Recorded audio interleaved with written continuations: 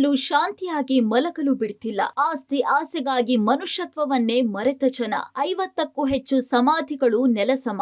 ದಾವಣಗೆರೆ ತಾಲೂಕಿನ ಆವರಗೆರೆಯ survey number 85ರಲ್ಲಿರುವ 18 ಗುಂಟೆ ವಿಸ್ತೀರ್ಣದ ಈ ಜಾಗ ಮಡಿವಾಳ ಸಮಾಜದ ಸ್ಮಶಾನ.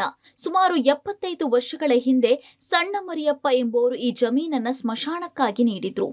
ನಂತರದ ದಿನಗಳಲ್ಲಿ ಈ ಜಮೀನನ್ನ ಸಣ್ಣ ತ್ಯಾಮಪ್ಪ ಹಾಗೂ ಯಲ್ಲಪ್ಪ ಎಂಬುವರು ಹೊಂದಿದ್ರು. ಕಳೆದ 7 ದಶಕಗಳಿಂದಲೂ ಮಡಿವಾಳ ಸಮುದಾಯದವರು ಇಲ್ಲೇ ಅಂತ್ಯಕ್ರಿಯೆ ನೆರವೇರಿಸ್ತಾ ಬಂದಿದ್ದು, ಇಲ್ಲಿ 50ಕ್ಕೂ ಅಧಿಕ ಸಮಾಧಿಗಳಿದ್ವು. ಆದರೆ ಸಣ್ಣ ದ್ಯಾಮಪ್ಪನ ಮಕ್ಕಳ ಕಣ್ಣು ಈ ಸ್ಮಶಾನದ ಜಾಗದ ಮೇಲೆ ಬಿದ್ದಿದ್ದೇ ಇಷ್ಟೆಲ್ಲ ಹೀನ ಕೃತ್ಯಕ್ಕೆ ಕಾರಣವಾಗಿದೆ. ಹೌದು, ಸಣ್ಣ ದ್ಯಾಮಪ್ಪನ ಮಕ್ಕಳಾದ MD ಹನುಮಂತಪ್ಪ, ನವೀನ್ ಕುಮಾರ್, ಸರೋಜಮ್ಮ ಮತ್ತು ದಾಕ್ಷಾಯಣಮ್ಮ ಎಂಬುವರು 2021ರಲ್ಲಿ ಈ ಸ್ಮಶಾನದ ಜಾಗವನ್ನ ಅಕ್ರಮವಾಗಿ ತಮ್ಮ ಹೆಸರಿಗೆ ಪರಭಾರೆ ಮಾಡಿಕೊಂಡು ಪಾಲು ವಿಭಾಗ ಮಾಡಿಕೊಂಡಿದ್ರು. ಈ ಅಕ್ರಮದ ವಿರುದ್ಧ ಮಡಿವಾಳ ಸಮಾಜದ ಮುಖಂಡರು ಹಾಗೂ ಗ್ರಾಮಸ್ಥರು ನ್ಯಾಯಾಲಯದ ಮೆಟ್ಟಿಲೇರಿದ್ರು.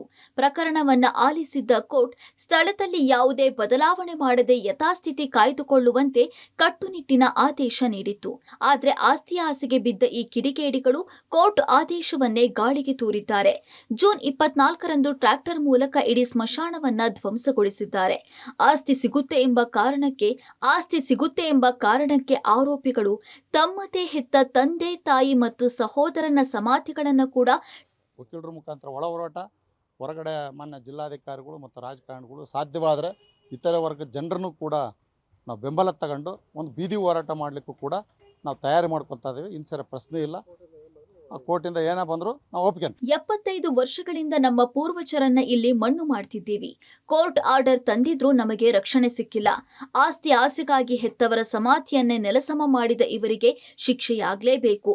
ಪೊಲೀಸರ ಬಳಿ ಹೋದ್ರೆ ನಮಗೆ ಅನ್ಯಾಯ ಮಾಡ್ತಿದ್ದಾರೆ, ನ್ಯಾಯ ಕೊಡ್ತಿಲ್ಲ, ನಮಗೆ ನ್ಯಾಯ ಸಿಗೋವರೆಗೂ ಬಿಡಲ್ಲ ಅಂತ ಗ್ರಾಮಸ್ಥರು ಬೇಸರ ವ್ಯಕ್ತಪಡಿಸಿದ್ದಾರೆ. ಅವರು ತಮ್ಮ ಹನುಮಂತಪ್ಪ MD ಹನುಮಂತಪ್ಪ ಕರಿಯಪ್ಪನ ತಮ್ಮನೇ ಮಾಡ್ತಾ ಇರೋದು. ಸಣ್ಣಪ್ಪನ ಮಗ, ಅವ್ರ ಸಣ್ಣಪ್ಪನ ಮಗ ಹಂಗೆ ಮಾಡ್ತಾ ಇದ್ದಾನೆ. ನಮಗೆ ಕೈಲಿ ಅದು ರಾತ್ರೆಲ್ಲ ನಿದ್ದೆ ಮಾಡ್ತಾ ಇಲ್ಲ ಆ ಥರ ಮಾಡ್ತಾ ಇದ್ದಾನೆ ಅವನು.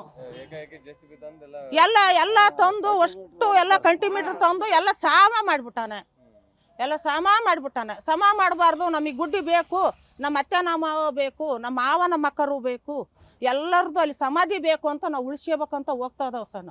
ನ್ಯಾಯಾಲಯದ ಆದೇಶಕ್ಕೂ ಕಿಮ್ಮತ್ತು ನೀಡದೆ ಹೆತ್ತವರ ಸಮಾಧಿಯನ್ನೇ ಧ್ವಂಸಗೊಳಿಸಿದ ಈ ಕೃತ್ಯ ನಿಜಕ್ಕೂ ಅಮಾನವೀಯ. ಸದ್ಯಕ್ಕೆ ಮಡಿವಾಳ ಸಮಾಜದವರು ಕಾನೂನು ಹೋರಾಟದ ಜೊತೆಗೆ ಉಗ್ರ ಪ್ರತಿಭಟನೆಯ ಎಚ್ಚರಿಕೆ ನೀಡಿದ್ದಾರೆ. ಪೊಲೀಸ್ ಇಲಾಖೆ ಈಗಲಾದರೂ ಎಚ್ಚೆತ್ತುಕೊಂಡು ತಪ್ಪಿತಸ್ಥರ ವಿರುದ್ಧ ಕಠಿಣ ಕಾನೂನು ಕ್ರಮ ಕೈಗೊಳ್ಳಬೇಕಿದೆ.